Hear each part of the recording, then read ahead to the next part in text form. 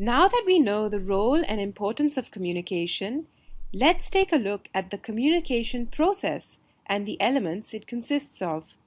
We refer to this as the communication loop. Here's a chart illustrating this basic communication process.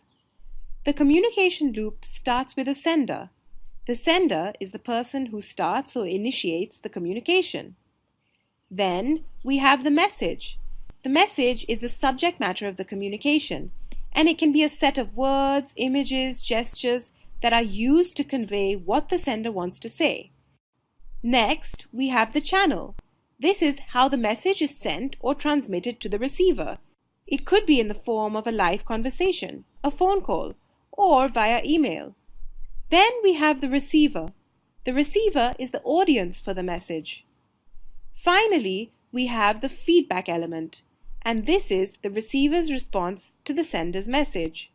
Now, these 5 elements can be applied to all methods of communication, whether informal or formal. In a casual conversation with a friend, the elements may not seem as discrete compared to in team communication at work. However, they still exist. Let's have a look at an informal conversation and see how the communication loop applies to it. Okay, so say I'm sending a WhatsApp message to my friend. The sender is myself. The message can be a combination of text, maybe emoticons, a voice message, an image. The channel is the mobile app that I use. The receiver is my friend, and the feedback element is my friend's reply. Now, can you think of an example of how the communication loop applies to a formal setting? Imagine you're delivering a speech at a conference. As the speaker, you are the sender. Your message is made up of oral words and gestures. The channel via which you convey your message is live delivery. The receiver element is the audience, and their reaction is the feedback element.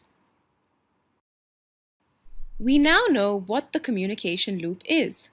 Any communication, whether we're talking face-to-face, by telephone, email, or text message, takes place between a sender and a receiver. Both parties have responsibilities.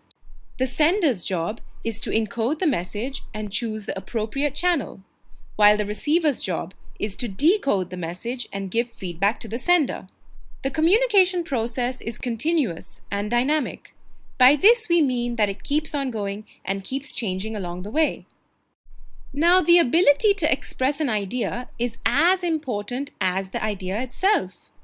We can extend the communication loop into a communication cycle, a step-by-step process that can help us refine the message we are trying to send.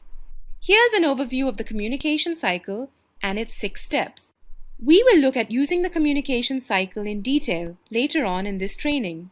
But this is a reminder of why it's so important to be conscious of how you communicate and where you can improve, keeping the different elements of the communication process in mind. So what have we learned so far? We have learned what the communication process is and that it's continuous and constantly changing. It's made up of different elements that are interrelated and connected with each other. We have also learned that communication is an essential life skill and that effective communication can help us improve and develop personally and professionally.